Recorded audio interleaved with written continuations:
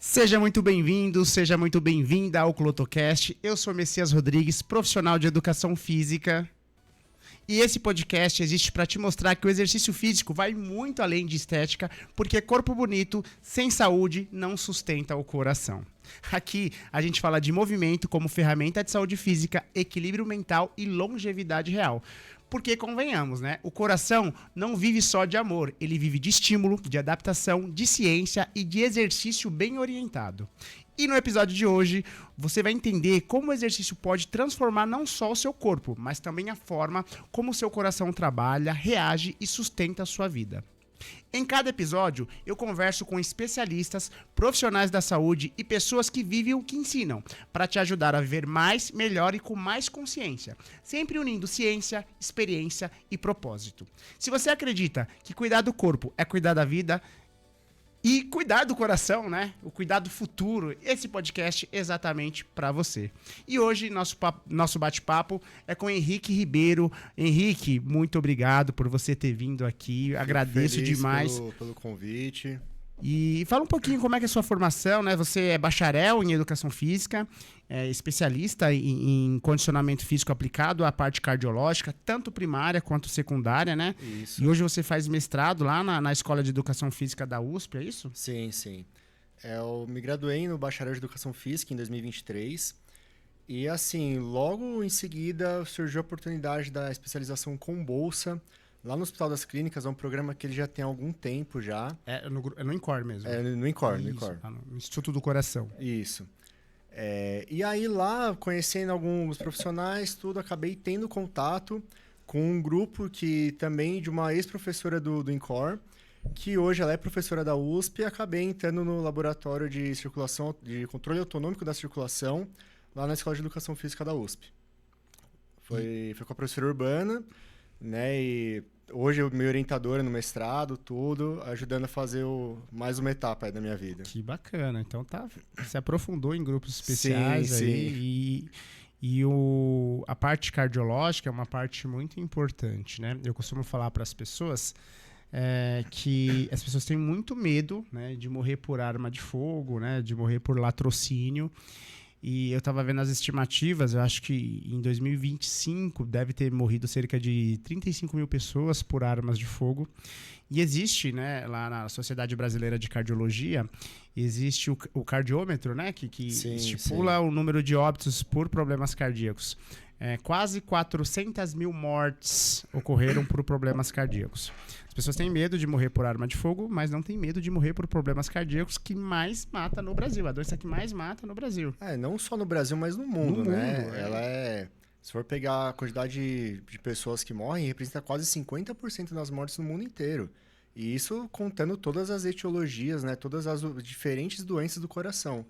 E é que nem você falou, as pessoas têm medo de morrer por uma violência, só que a doença do coração mata muito mais. Mata muito mais, só que como está oculto ali, né? Sim, teoricamente é algo que não é perigoso, as pessoas negligenciam o cuidado, têm comportamentos sedentários, têm maus hábitos alimentares. Sim, bastante. E aos poucos aquilo tá matando essas pessoas sem elas perceberem, né? Sim, com certeza. Muita gente, Henrique, ainda associa o problema cardíaco a repouso, né? E de onde vem esse medo do exercício em cardiopatas e o que a ciência atual mostra sobre isso? Até pouco tempo, né, atrás, não muitos anos, os próprios médicos tinham essa postura de adotar repouso absoluto para cardiopata, né? Sim, isso surge principalmente até os anos 30, os anos 50, tinha-se muito essa questão do médico, e assim, você tem alguma doença do coração, é repouso absoluto, não pode fazer mais nada. Isso começou a mudar nos anos 50, através de um estudo, que é um estudo clássico dentro da reabilitação cardíaca, que ele comparou justamente os motoristas de ônibus numa empresa em Londres, junto com os cobradores. Porque o motorista ele ficava sentado o tempo todo, fazendo a linha, já o cobrador tinha que ficar subindo e descendo a escada.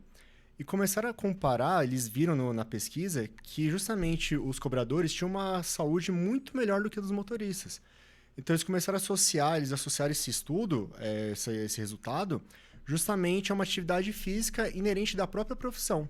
Como subir a escada o tempo todo, ficava em pé o tempo todo, eles começaram a pensar, nossa, talvez o movimento faça bem. E aí desde então começaram a se evoluir as pesquisas, Começaram a aplicar justamente a questão do movimento para a saúde do coração, inclusive nessas pessoas que tinham doença cardíaca e principalmente a doença isquêmica. E realmente, até pouco tempo atrás, né, isso falando da doença isquêmica, que é quando falta ali o oxigênio para o coração da pessoa, ela pode infartar. Quando a gente fala de doença congênita, que a pessoa nasceu com problema no coração, ainda hoje existe esse pensamento dos médicos mais antigos, com uma formação mais antiga, de que a criança operou logo cedo, ela não pode fazer atividade física. E viram que não, que existem casos de pessoas com doença congênita desenvolvendo uma doença cardíaca adquirida numa idade mais adulta, uma doença isquêmica ou pré-infarto, como a gente fala, por conta dessa inatividade. Esse estilo de vida sedentário. Então, os pesquisadores começaram a ver e falaram assim, a gente precisa motivar essas crianças e a se mexerem tudo e convencer que é seguro e elas têm que fazer um movimento. Elas podem sim brincar dentro das suas limitações, mas têm que fazer um movimento sim. E hoje o exercício ele é considerado apenas um complemento nessa parte ou é uma verdadeira terapia no tratamento das doenças? É uma terapia não medicamentosa? É uma terapia não medicamentosa. Justamente porque os remédios eles vão ajudar nos sintomas, mas a qualidade de vida, isso a gente vai ganhar com o exercício. Até porque os sintomas ali vai melhorar, muitas vezes são beta-bloqueadores, né? Que controlam o ritmo cardíaco, melhora a perfusão cardíaca, que o remédio vai ajudar a controlar nesse sentido. Mas tem outros fatores que a pessoa também precisa estar bem, né? Como as capacidades funcionais, capacidades cognitivas.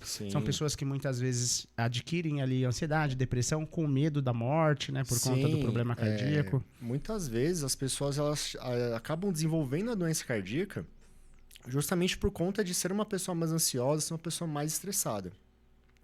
E o exercício ele vem ajudando nessa parte mental muito, não só nos cardiopatas, como nas pessoas em geral, no público em geral. Então, realmente, é uma terapia muito boa, muito indicada.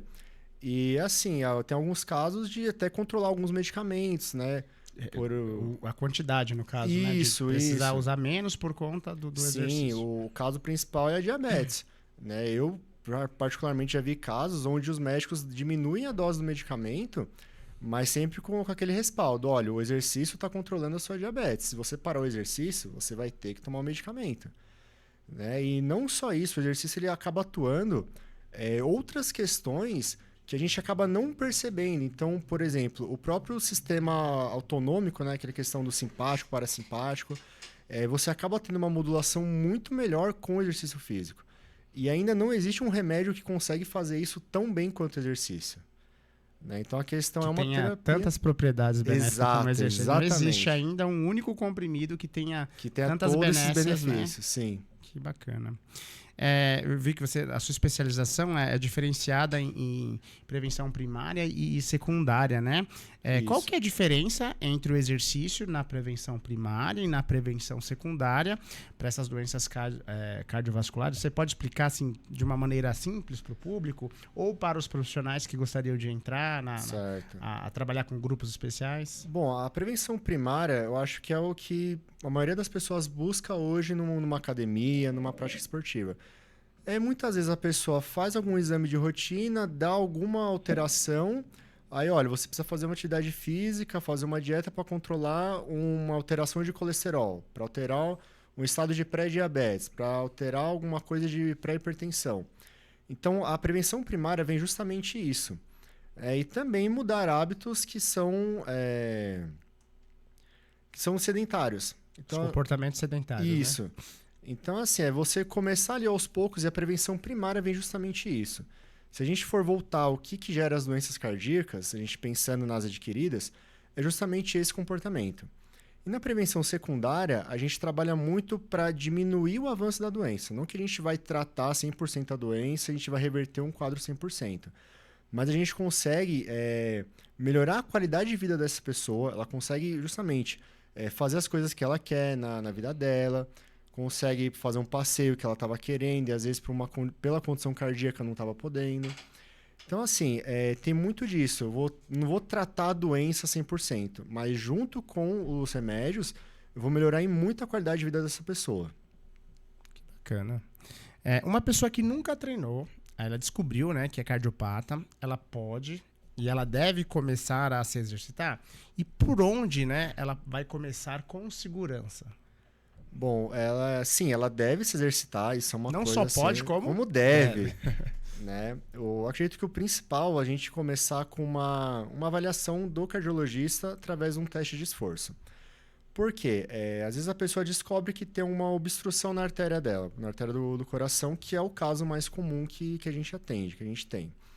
Ela descobriu que tem essa obstrução, vou passar no teste de esforço. Esse teste não vai só dizer a capacidade física dela. Ele também vai dizer o quanto eu posso exercitar essa pessoa. Então, por exemplo, ela pode ter um caso de uma arritmia que ela não sente, ela simplesmente ela não percebe essa arritmia. É assintomática, não tem sintomas, né? E aí, num exame de esforço que a gente tenta chegar no máximo, a gente percebe que ela chega até um certo ponto que ela começa a ter gatilhos para essa arritmia. Então, vamos treinar antes desses gatilhos. Porque o próprio treinamento, ele vai causar uma estabilidade no corpo como um todo, no sistema nervoso, que vai conseguir jogar isso às vezes mais para frente e a pessoa consegue viver bem e viver de uma forma segura, inclusive fazendo exercício. Então, o teste de esforço eu acho que é fundamental para justamente dizer, às vezes, se essa isquemia, se essa falta de oxigênio pro músculo do coração, ele aparece, quando aparece e até onde o profissional pode trabalhar com isso.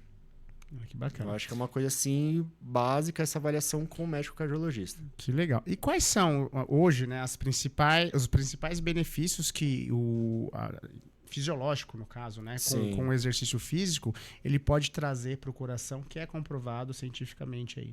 Bom, a gente tem uma questão tem alguns estudos que apontam uma regressão dessa placa.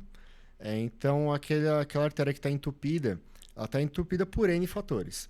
E a gente consegue controlar ali, justamente nas artérias, a gente tem uma liberação de uma parte metabólica, né, de uma molécula chamada óxido nítrico. E essa molécula... Um vasodilatador. Isso, né? É um vasodilatador natural. Então, ele consegue fazer uma dilatação maior dessa artéria, consegue chegar mais sangue no coração. Então, ele consegue performar melhor, ele consegue trabalhar de uma forma melhor. E outro benefício do treinamento, isso não só para um cardiopata, mas todo mundo, é a questão das mitocôndrias no músculo, ou seja, são a parte da célula que produz energia no músculo. E com a atividade física a gente consegue melhorar isso, então eu consigo pegar mais oxigênio que está na atmosfera e consigo usar esse oxigênio melhor. Legal. E isso acaba, assim, sendo um benefício do treinamento, não é exclusivamente para a pessoa que tem um problema cardíaco. Entendi. Então, assim, a gente tem várias modulação do sistema nervoso. Então, que é uma parte que eu estudo no meu mestrado, é justamente esse equilíbrio. Então, a gente tem essas células que detectam algumas alterações no corpo que provocam uma maior constrição desse vaso. Esse vaso fecha. E com a atividade física, a gente consegue regular esses sensores, eles conseguem perceber, olha, eu estou trabalhando muito além da conta.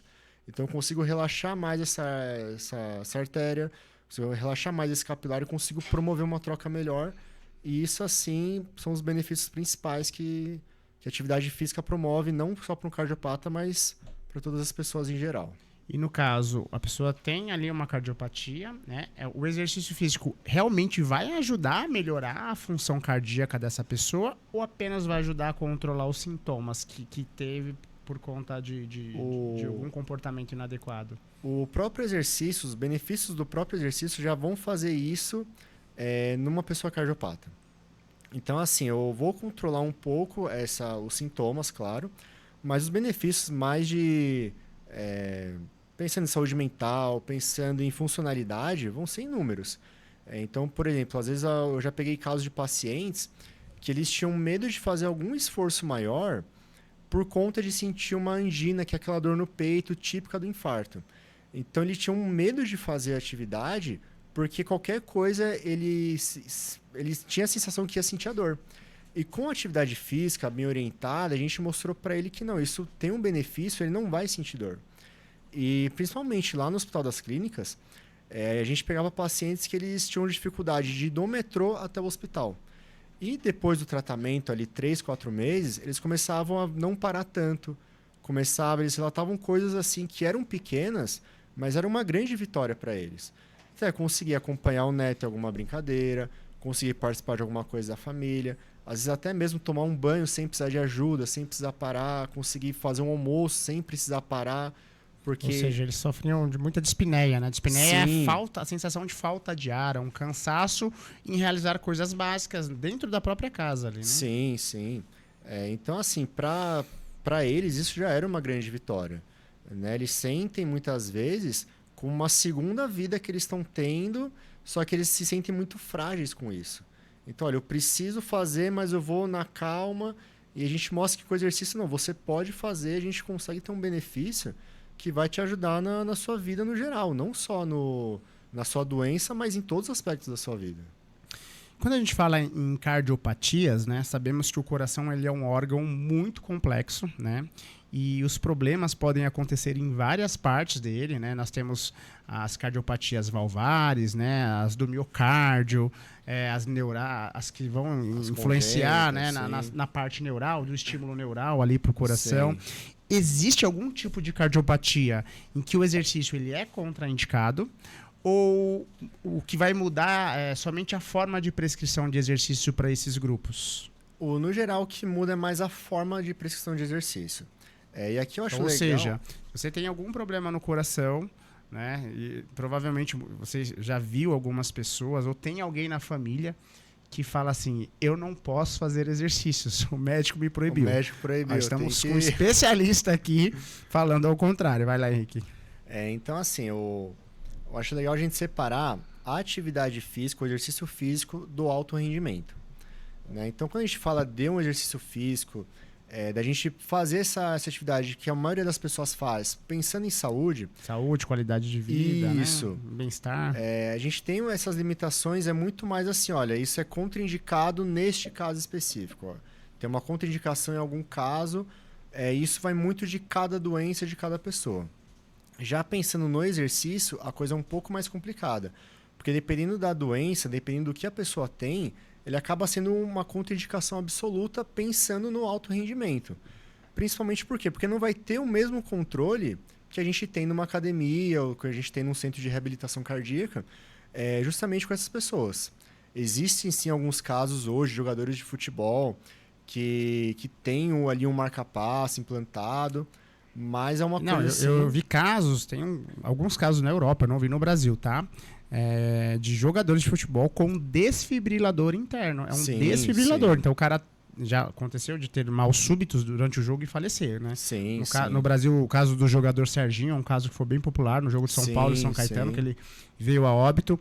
Já aconteceu da pessoa ter um princípio de parada cardíaca na Europa, não lembro o time, mas ele já tinha um desfibrilador implantado, ele já teria essa condição já prévia, né, que poderia acontecer e salvou a vida dele. Sim. Hoje a tecnologia, né, nessa situação ela é muito, muito importante, né? Principalmente em alto nível. Então, o que o Henrique está falando, nós temos em 3 circunstâncias: fazer atividades físicas, então preparar a pessoa para as atividades físicas diárias, né? Sim. Então, atividade física é qualquer movimento corporal que vai gerar um gasto energético, e é importante, você viu, ele deu um exemplo que comparou o motorista que ficava só sentado com o cobrador que ele ele se movimentava dentro do ônibus, né? Subia degraus.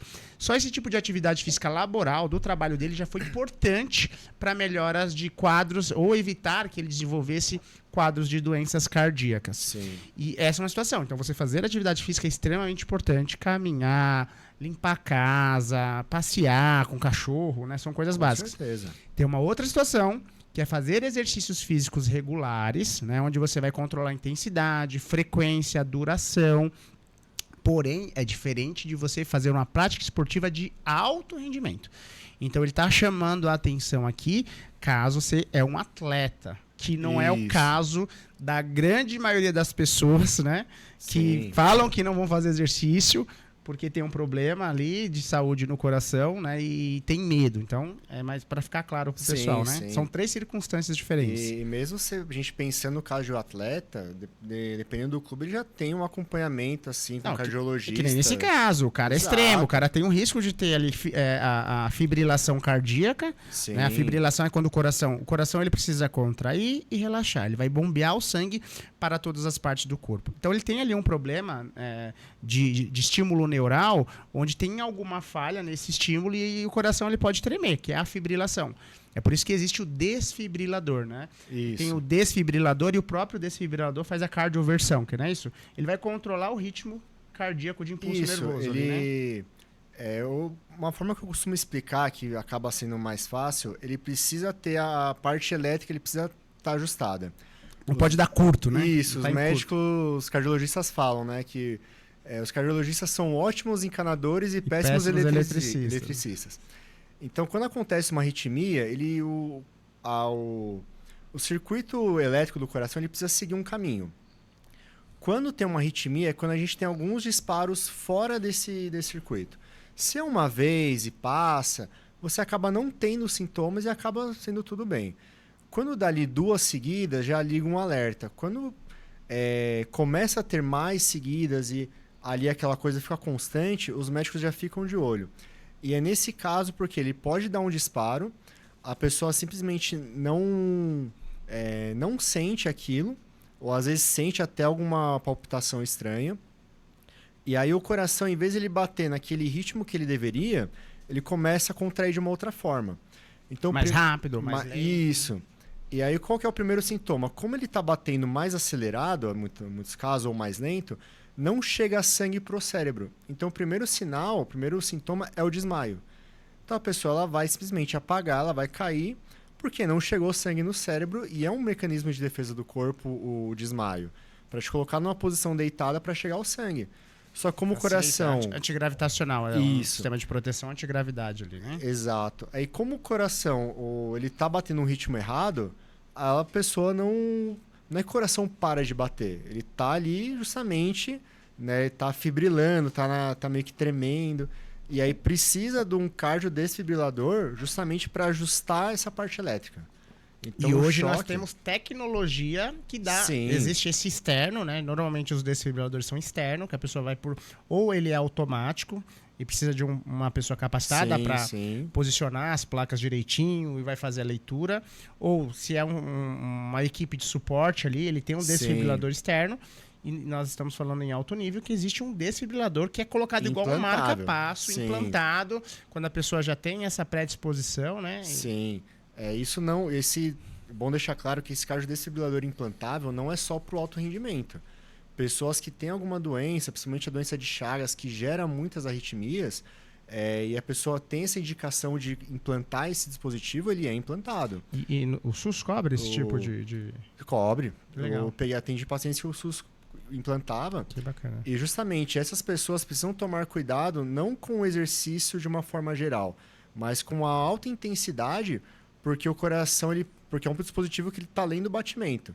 Se ele identificar que esse batimento está acima do programado, ele vai dar um choque. Então, eu já escutei a história de uma paciente que ela sofreu um choque porque ela estava dançando. Aquilo, ela se empolgou, o batimento, a frequência dela subiu muito, o cardiodesfibrilador interpretou como uma arritmia. E aí deu o choque nela. Ou, de certa forma, preveniu que fosse além do limite ali, né? Que interessante. Então, falando aí de intensidade, né? Por que a ciência moderna ela tem se afastado do exercício genérico, né? Que a gente percebe as famosas receitas de bolo que a gente vê por aí, né? E defendido cada vez mais um treinamento individualizado para cardiopatas, algo mais específico. Justamente porque cada pessoa, a doença é uma só, mas ela afeta cada pessoa de um jeito. Então, por exemplo, são 2 pessoas que chegaram a ter um infarto. Mas uma ela teve completamente hábitos desregulados, ela tinha muita questão do tabagismo, ela fumava muito, dieta completamente desregulada, completamente sedentária. E uma outra que ela teve um infarto, mas assim, tinha uma atividade de trabalho mais ativa, controlava um pouco a alimentação, pegando esses 2 casos de exemplo.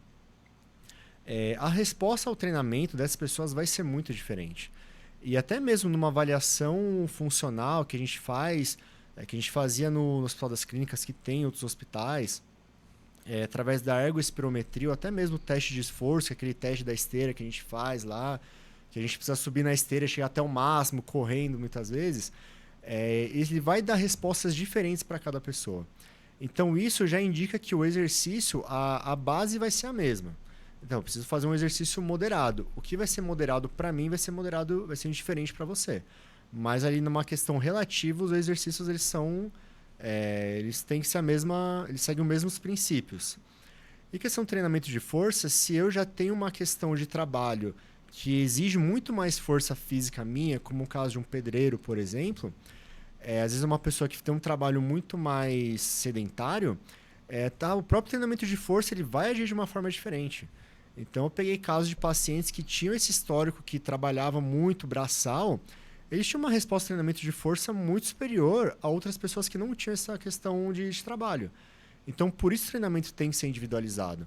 Né? Até porque a doença é diferente, não é que a doença é diferente, só corrigindo, a doença atinge as pessoas de forma diferente. Intensidades diferentes também, diferentes. E causam limitações diferentes. Isso, também. E também são pessoas diferentes.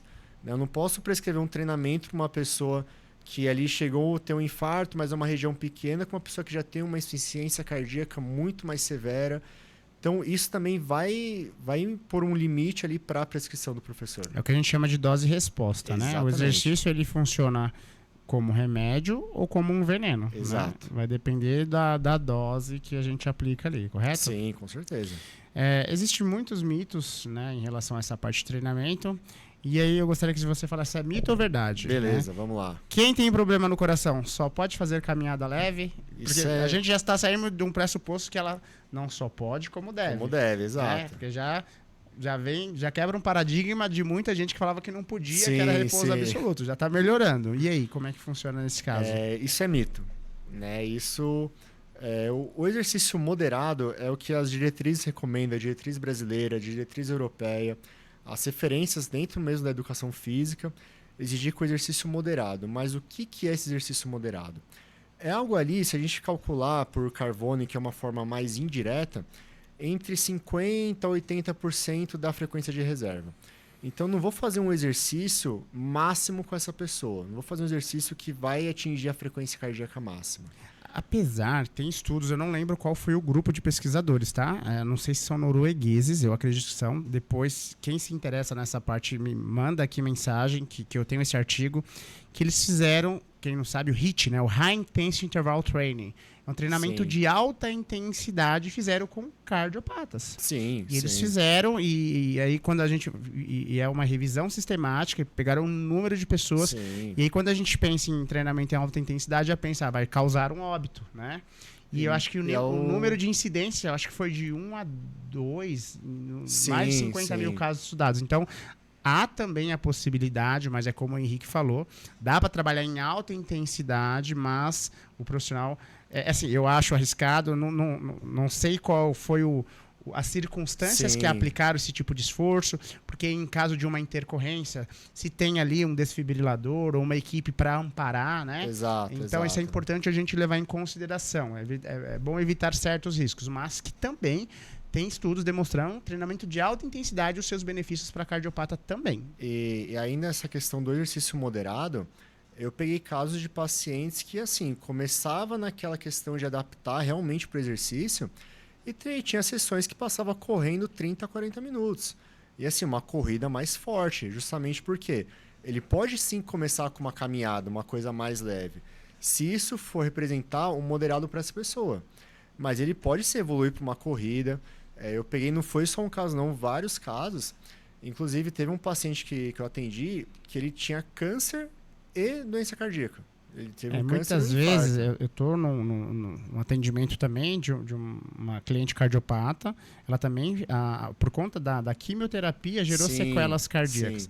E ela está com uma insuficiência cardíaca grave, né? Sim. E a princípio o médico não proibiu dela fazer exercícios, mas não recomendou.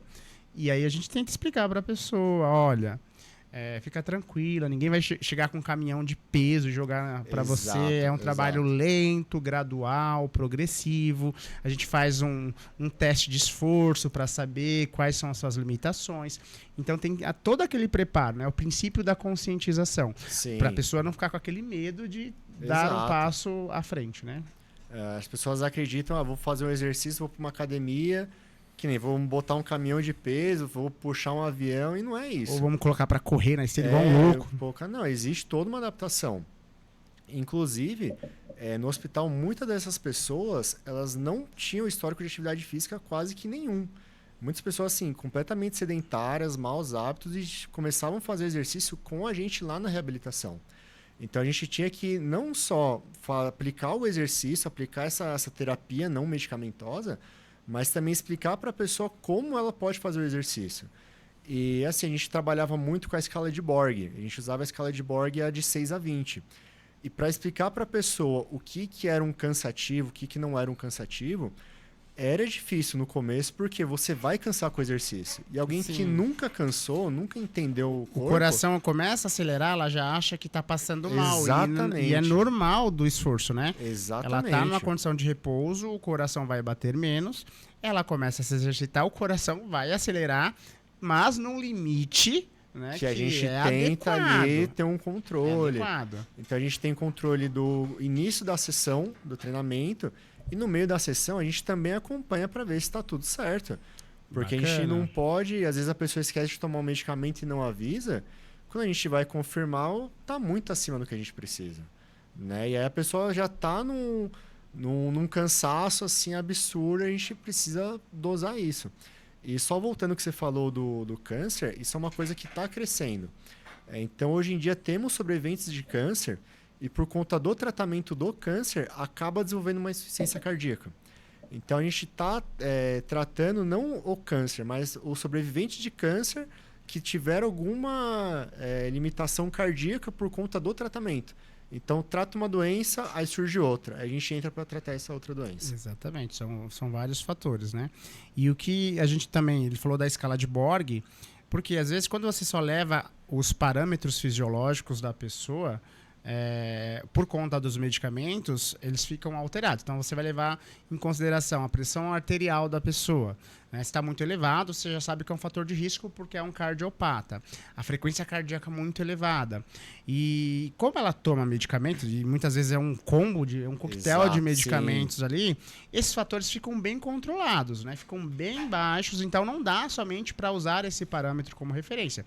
Aí a escala de percepção de esforço, né? Uma das mais usadas, é a de Borg, tem a percepção subjetiva também, mas na parte de cardiologia usam muito a de Borg. Eu costumo usar de 0 a 10, ele usa de 6 a 20, né? Isso, no centro de reabilitação a gente usa de 6 a 20. E aí você consegue ter mais ou menos a percepção da pessoa em relação ao esforço que está sendo aplicado, mesmo com os parâmetros fisiológicos. É importante a gente controlar antes, né? Eu costumo controlar também o duplo produto, que é exatamente para a gente saber qual é o esforço cardíaco que essa pessoa está tendo ali, né? Principalmente em relação ao miocárdio, o nível de oxigenação, que te dá mais segurança, né? Por conta dessas oscilações.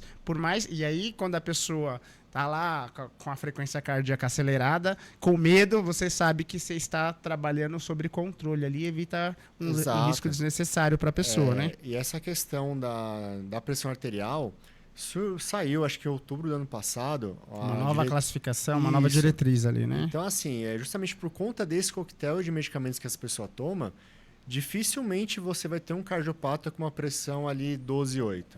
Né? Muitas vezes está muito controlado, está ali 10,5, 11,5. 9, 7, 8, já peguei 8 por com 8. 5, eu também já peguei 8.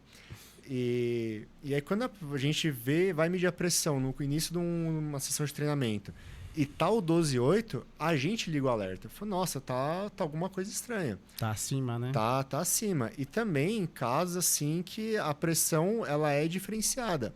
Eu lembro de um paciente que eu peguei que a pressão dele basal era 15,8. Ele assim, parado, quieto ali, esperando para começar o exercício, era 15/8.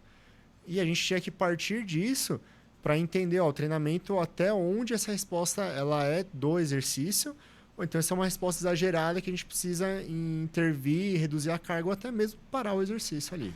Que bacana. Mais um mito ou verdade aqui que a gente vê bastante, né? Musculação faz mal para quem tem doença cardíaca? Não, pelo contrário. Musculação... Os primeiros estudos foram em cima de exercícios aeróbios, né? Sim, a gente percebe que o exercício de força, treinamento de força, ganhou espaço nessa parte de reabilitação muito de maneira tardia, né? Sim. Por isso que tem esse mito ainda da pessoa, não posso fazer esforço. Não, Aí a pessoa vai na feira, precisa pegar uma sacola, Exato. vai fazer a compra, como é que não tem lógica? Precisa preparar a sua parte de força, né? O treinamento de força é justamente pensando nisso, pensando nessa funcionalidade. Tem uma questão importante do treinamento de força, do treinamento, é que nem você falou, hoje os estudos apontam benefícios 5 treinamento aeróbio, 5 treinamento de força e um benefício maior com o treinamento combinado, que é utilizando os dois. E lá no hospital a gente usava os dois tipos de treinamento na sessão. Então a gente pensava ali uma carga maior para o aeróbio, mas também um treinamento de força e uma parte de alongamento pensando numa mobilidade, até na questão funcional. A questão do treinamento de força, a gente precisa só tomar cuidado com a realização da manobra de valsalva. Como ela, fisiologicamente, dá uma alteração na pressão muito repentina, não é indicado para o público cardiopata fazer esse tipo de treinamento. Então, só para ficar claro, né, o que é a manobra de valsalva? E, normalmente são pessoas que trabalham com cargas mais elevadas, então eles fazem um bloqueio na respiração, essa trava, né? Ele faz uma trava, às vezes está com muito peso, então para conseguir executar, ele faz aquela trava proposital, que isso pode gerar uma constrição, principalmente no retorno venoso, e gerar essas consequências aí. Exatamente. Né? E também dá uma alteração ali no sistema nervoso autônomo. Então, isso a gente pede para os pacientes evitarem. O próprio diafragma gera essa compressão ali, né? Então, assim, a gente pensando para um paciente, você vai fazer 12 repetições. Se ele está ali fazendo, 8, 9, está tranquilo. 10, já começou a diminuir. 11, já diminuiu mais, então já tem uma carga que está muito além do que ele precisa. Né? Já está uma carga acima do que ele consegue fazer. Então a gente reduz a carga justamente para ele conseguir fazer todas as repetições na mesma cadência que a gente fala, que é executar o movimento, né? Ida e volta. E também a gente evita o exercício de isometria. Porque justamente a isometria ela vai gerar uma constrição e essa constrição vai ser constante. Então a gente evita isso porque vai dar um pico de pressão e é que nem eu falei antes, esses pacientes já têm uma questão de controle da pressão alterada. Então como está alterado, a gente vai provocar isso, pode gerar alguma repercussão negativa. Então são assim, os principais casos é isso, é evitar a manobra de valsalva, que quando você pega um peso muito além do que você precisa e evitar essa isometria. Mas de resto, o treinamento de força ele é indicado. Inclusive, tem pesquisas mostrando uma correlação entre a força de membros inferiores com saúde cardiovascular. Então, mesmo pacientes que têm uma questão de força, que já tem um porte físico maior, acaba ficando menos tempo numa UTI, mesmo após uma cirurgia, e acaba tendo uma recuperação muito melhor do que uma pessoa que é completamente sedentária que não tem músculo. Ah, que bacana. Eu peguei um caso de uma paciente congênita, que também foi assim, ela nunca fez atividade física. E ela entrou no programa justamente para ganhar essa confiança para ela ir para uma academia. E assim, o músculo dela, o braço é completamente flácido, porque não tem músculo ali. E a gente encostava... sarcopênico, né? Exatamente. Então, o treinamento de força ele é, sim, essencial, fundamental para um público cardiopata. Que bacana. Mais um mito, verdade. Frequência cardíaca alta, elevada, né? Durante o exercício sempre é perigoso para o cardiopata? Não necessariamente. A gente tem porque esse é o parâmetro que eles têm, né? Começa a acelerar ali, o coração já acha que é um sinal de alerta ali, né? O que a gente usava muito de referência, que era a maioria dos pacientes, e isso com os pacientes do SUS acho que chegava a beira de 100% ali, era a ergospirometria. A ergospirometria é um teste de esforço, aquele teste da esteira tradicional, só que a gente usa uma máscara para avaliar justamente o consumo de oxigênio. A troca gasosa ali, né? Isso. E essa ergospirometria, a gente conseguia ali ler nos gráficos, porque ele fazia várias comparações, dados fisiológicos, dados metabólicos que permitiam a gente entender quais eram as zonas de treinamento dessa pessoa. Ou seja, até um certo ponto, a gente não tinha uma adaptação. Era aquele assim, vou correr atrás do ônibus. Isso não vai te gerar um benefício pensando em treinamento. Agora não, vou fazer uma corrida pelo quarteirão todo dia, isso talvez te gere, porque você vai ter ali uma constância nisso, que é justamente o treinamento. Então, esse exame, ele dava pra gente, a gente conseguia ver quais eram essas zonas de treinamento. Então, muitos casos dos pacientes que tinham uma resposta à própria reabilitação muito boa, tinha uma frequência cardíaca muito próxima ali de 85% do máximo dela, e era uma resposta adequada. Então, que nem você falou desse estudo das pessoas que fizeram o HIIT. Colocar o HIIT para um cardiopata que está começando agora, que nunca fez exercício, eu não acho indicado. É toda uma progressão, né? Agora, você já tem uma progressão, você já tem uma resposta muito boa. Eu tenho uma frequência cardíaca alta, eu estou conseguindo manter, isso só vai me trazer benefícios. Né? Então, eu consigo ter uma resposta muito boa com uma frequência cardíaca alta, e é o que a gente busca. Então, esse teste dava para a gente 2 limiares. A gente sempre treinava entre esses 2 limiares. A gente começa perto do primeiro e vai progredindo para chegar perto do segundo. Se a gente passa ali um pouquinho uma sessão ou outra, muitas vezes esse limiar já estava ultrapassado porque a pessoa já teve uma adaptação. Que legal. E a gente via depois no segundo teste que o que a gente estava com medo de ultrapassar, às vezes esse limiar já estava muito mais para frente. Então a gente poderia fazer um treinamento com igual segurança, a pessoa pode forçar até mais, porque o benefício do treinamento é justamente isso. Eu vou ter uma resposta muito menor cardiovascular, então eu tenho uma frequência cardíaca menor para aquela carga. Então o que a gente busca é justamente isso. Eu ter essa resposta cada vez com frequências menores. E isso me permite treinar mais e treinar numa frequência mais alta. Até porque no início, realmente, ela pode ter esse disparo de frequência cardíaca. Conforme ela vai tendo uma adaptação, o próprio corpo vai se ajustando, vai se esforçando menos. E aí a importância de fortalecimento, né? Porque quando você tem um músculo muito fraco, o seu organismo ele vai tentar reajustar aquilo. Ele vai precisar de mais músculos participando do movimento. Isso gera uma sinalização para o seu coração e ele vai ter que trabalhar mais. Quando o músculo está forte, você vai precisar de menos fibras musculares participando, menos músculos atuando. Automaticamente, o coração entende que o esforço está sendo menor e também trabalha menos. Tem uma resposta Por melhor. isso é tão importante fortalecer os músculos, né? E justamente a questão do treinamento de força, que nem você comentou, ela trabalha justamente nisso.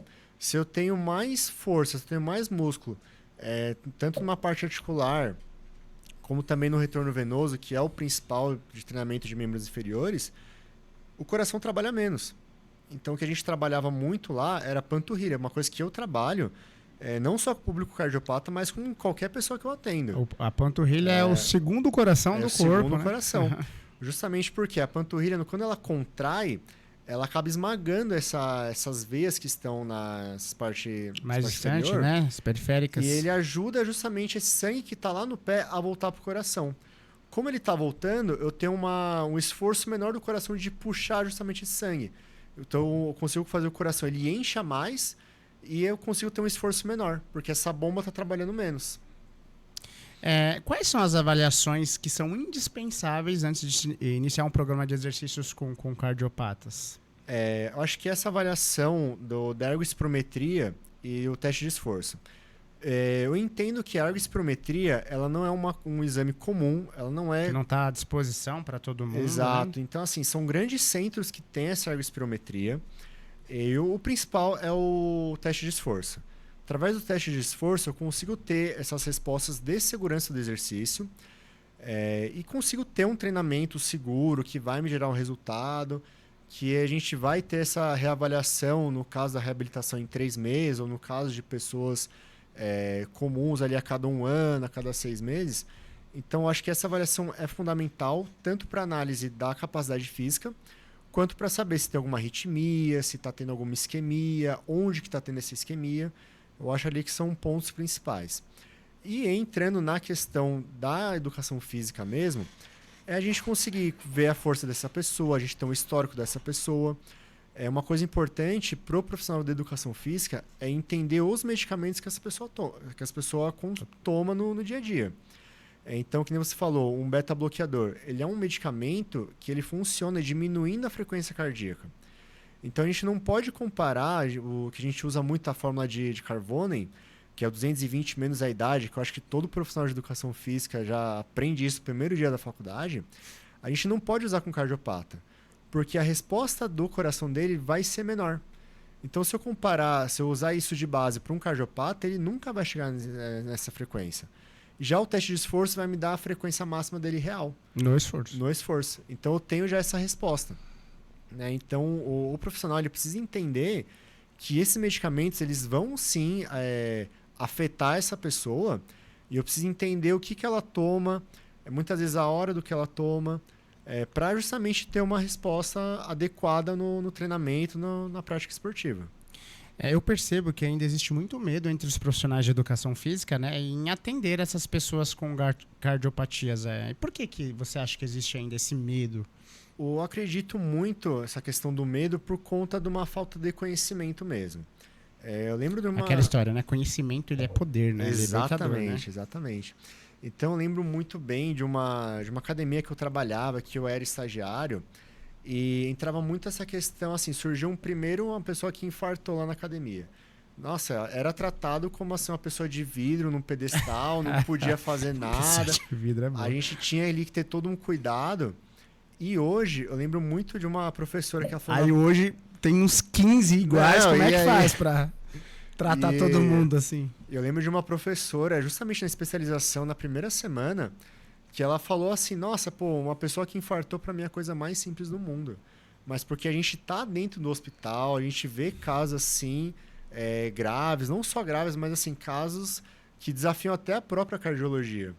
E hoje eu entendo que ela falou, nossa, eu tenho confiança para atender porque é coisa simples. Porque hoje, depois da especialização, de estar estudando isso, de estar vivenciando isso, também, às vezes a pessoa teve um infarto, colocou um stent ali, dependendo do caso, dá para fazer um treinamento normal, seguro, dentro dessa prescrição ali, dentro desse esforço, e tá tranquilo. Então, assim, eu vejo muito que os profissionais nessa academia não tinham esse conhecimento. Já eu hoje, principalmente a academia, pô, se alguém passar mal, a primeira coisa que penso chama o Henrique, porque o Henrique vai saber dar um jeito aqui. Né? Então, assim, eu acabo sendo talvez não dar um jeito, mas pelo menos oferecer o suporte primário ali da maneira mais apropriada, né? Porque tem coisas, eu já passei por isso, por mais tendo conhecimento, por mais nós fazemos ali os procedimentos, mas a gente não conseguiu, eu não tive a oportunidade de conseguir dar jeito. Sim. Então acontece, mas o básico ali, o suporte inicial. Justamente, né? Esse suporte. Faz. Não, o Henrique vai dar o suporte, o Henrique vai orientar a gente. Né? Às vezes, pô, a pessoa tá ali caída numa parada cardíaca, não, chama a ambulância e depois a gente vê que dá pra gente fazer aqui. Exatamente. Então, a gente pensando agora numa outra situação, onde os profissionais de educação física têm o básico ali, né, os conhecimentos mínimos para atender esse grupo, né? Você acredita que o profissional de educação física ele ainda tem um papel subestimado dentro da cardiologia preventiva e terapêutica? E por que você acha isso? A questão na cardiologia preventiva, eu acho que não é subestimado.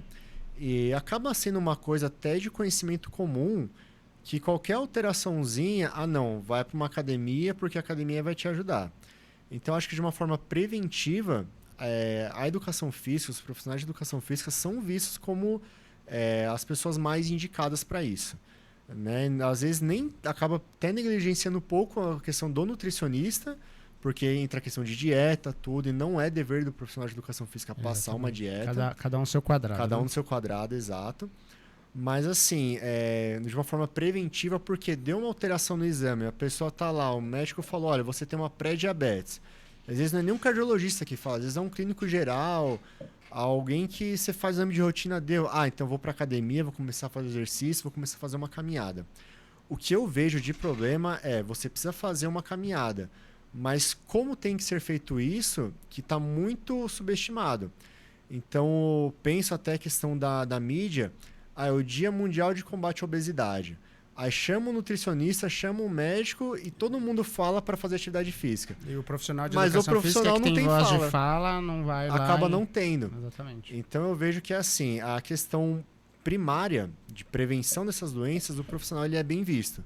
Só que como ele não se tem esse papel, não é visto, e também uma questão secundária, muitos profissionais entram nessa questão assim, olha, eles não têm esse conhecimento, então você o que o médico fala. E muitas vezes é um médico que, por algum motivo, não está com o conhecimento atualizado e acaba não indicando.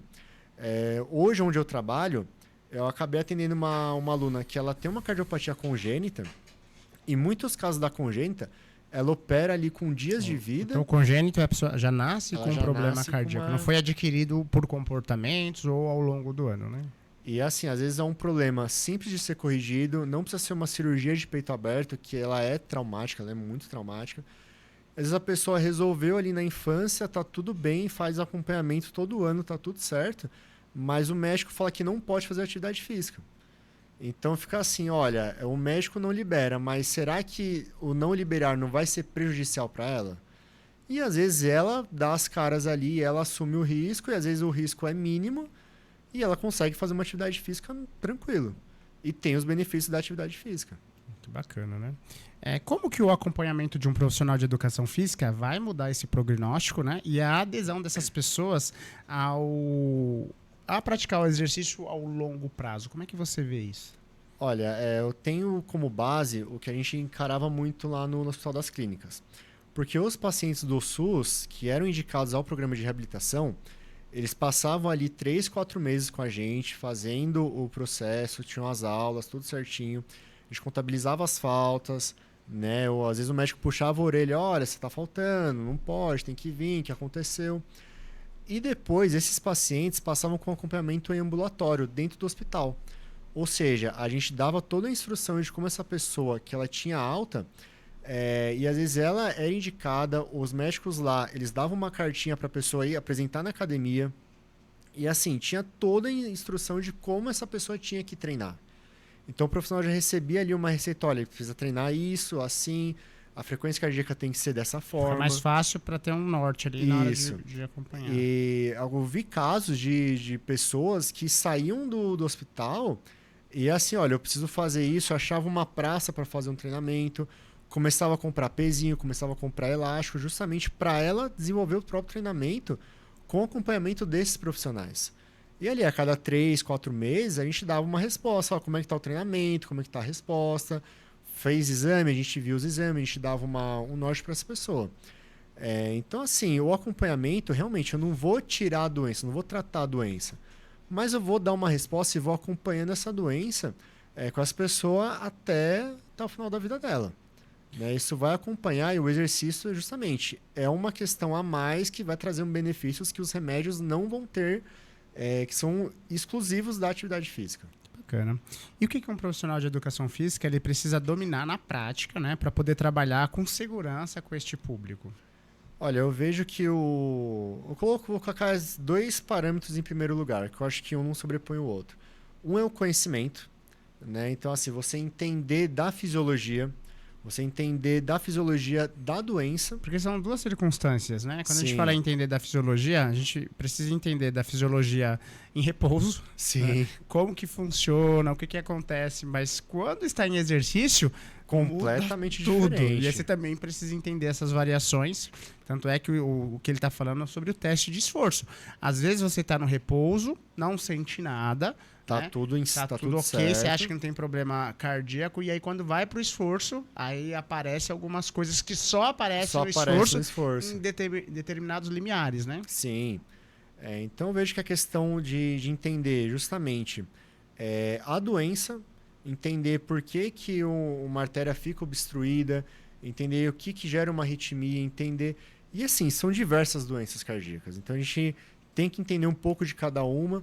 E também tem as síndromes que geram as doenças cardíacas. Tem as síndromes... Então, por exemplo, é normal uma pessoa com síndrome de Down ter uma doença cardíaca junto. E não é que é uma doença que ela nasceu, que ela adquiriu. Isso tá por conta da síndrome de Down. Síndrome de Marfan também, muito comum. Então, assim, entender... Para o pessoal entender o que é. A síndrome de Down acho que é mais popular para todo mundo, mas a síndrome de Marfan, o que seria para o pessoal entender? Se eu posso estar errado... não sei nem se essa parte é bom. Quero falar de uma outra doença. Mas, bem basicamente, o que seria? A síndrome de Marfan realmente deu uma esquecida. Então, pensando agora, se você pudesse deixar uma mensagem para quem tem medo de se exercitar, né, por causa do coração, qual seria? Olha, a atividade física ela é fundamental. Você precisa treinar. Justamente porque a inatividade física, o sedentarismo, ele é muito mais prejudicial.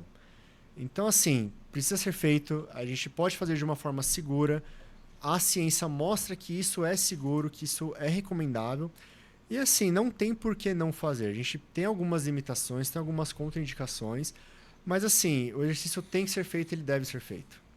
E para o profissional de educação física, né, que gostaria aí de trabalhar com esse grupo, que ainda se sente inseguro, né, em atender cardiopatas, qual que seria o primeiro passo para tentar mudar essa situação? Então, vamos lá, que são 2 estudos mesmo, entender a fisiologia da doença, a fisiologia do exercício. E o segundo passo, que eu acho assim vital também, é tratar a pessoa e não tratar a doença. Exatamente. Né? Então, faz toda a diferença, né? Entender que essa pessoa, ela tem questões ali, às vezes uma ansiedade, às vezes esse medo de sentir essa dor de novo. E assim, no hospital eu peguei casos de pessoas que tiveram 3, 4 infartos. E assim, qualquer coisa ela já tinha medo de ter mais um outro episódio. E, às vezes a pessoa tem medo de ir para uma mesa de cirurgia porque é uma coisa traumática para a pessoa, para a família. Então assim, entender que existe uma pessoa por trás dessa doença, que essa pessoa vai ter um dia que ela vai dormir mal, que ela vai ter tá preocupada com dinheiro, tá preocupada de ter algum outro evento.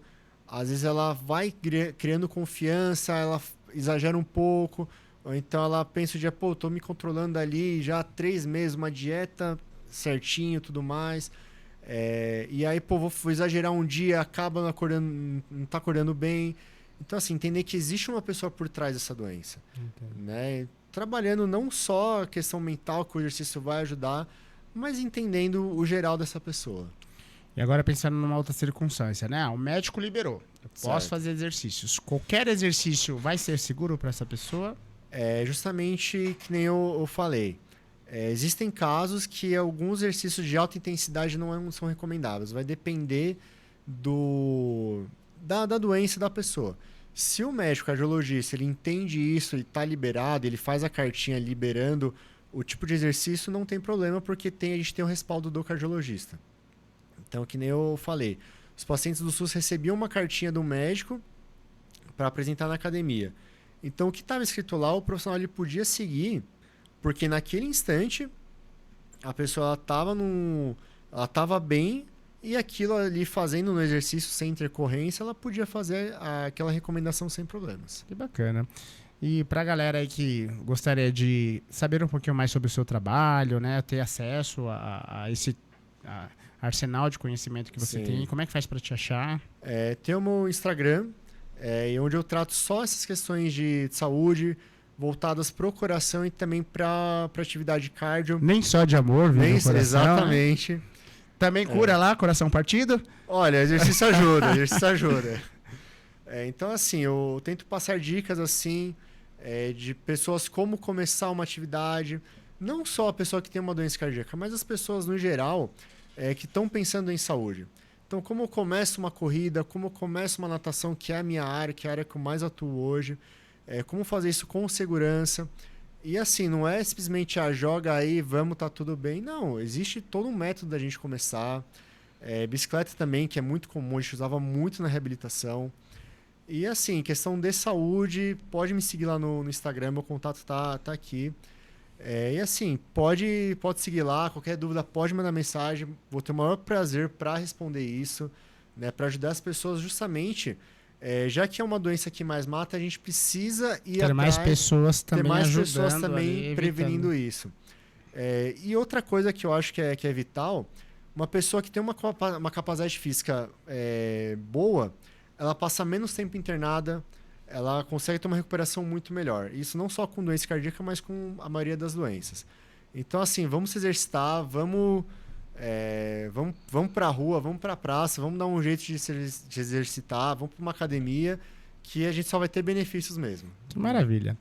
Bom, galera, chegamos ao final de mais um Clotocast. Agradeço demais pela audiência de vocês. Henrique, obrigado, cara. Eu que agradeço. Quanto conteúdo valioso você passou pra gente aqui. Espero, de certa forma, ter tocado no coração dessas pessoas aí, de certa forma, fazer refletir um pouco mais sobre a importância de fazer exercícios.